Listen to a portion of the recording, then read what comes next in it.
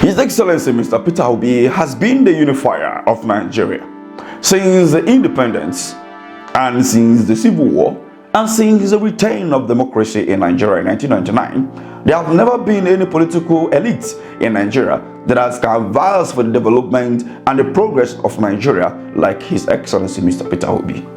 Why do I say so? In the midst of all the hig-haga within the country, he has been able to reach out to those who criticize him and has been able to reach out even to the opposition and even telling them the solution and not being aggressive even at the face of oppression. One of the key obedient, member who appeared on Arise TV criticized the leadership position of His Excellency Mr. Peter Obi, just like Kenneth Okonkwo did some months ago, and declared herself no longer a part of obedient.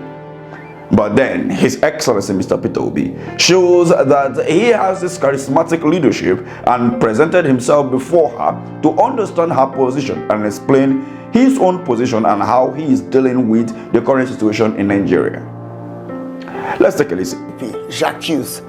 I accuse Atiku of spending more time, all this manana, Dubai type of big man type of thing, not really effectively taking on the government. And I blame Peter most of all, because Peter was a shining star.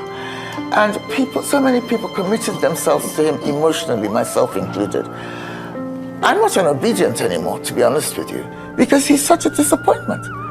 I mean, there's no aggression. The government is lousy. There's so many things this government is doing wrong. Contracts being awarded without due process. Economic collapse. Rampaging inflation. Widespread hunger and disillusionment. And, you never hear anything seriously punchy from Peter. He's too mild. Yeah, well, you see, he should go more for the jugular, basically. He should go. He's got so much. There's so much he could go for, and he would get so much public support if he did. I'm not just speaking for myself, by the way.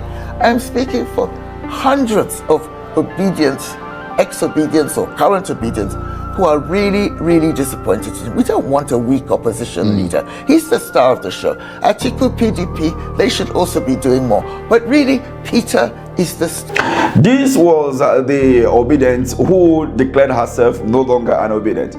But according to His Excellency Mr. Peter Obi, who paid a visit to her in her residence, said that having watched video of an obedient member who decided to part way with obedient movement, I have decided to pay a visit to her and to explain to her the situation of things and what we stand for in this country.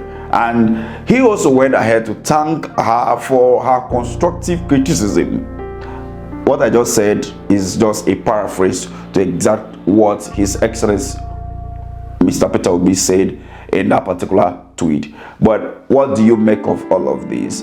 Is this the right way to go for Mr. Peter Obi, or he should go in that will of aggression, just like Kenneth Okonkwo has always maintained? We all understand that Nigeria as of today is a country that you need to be very, very, very careful if you are an opposition.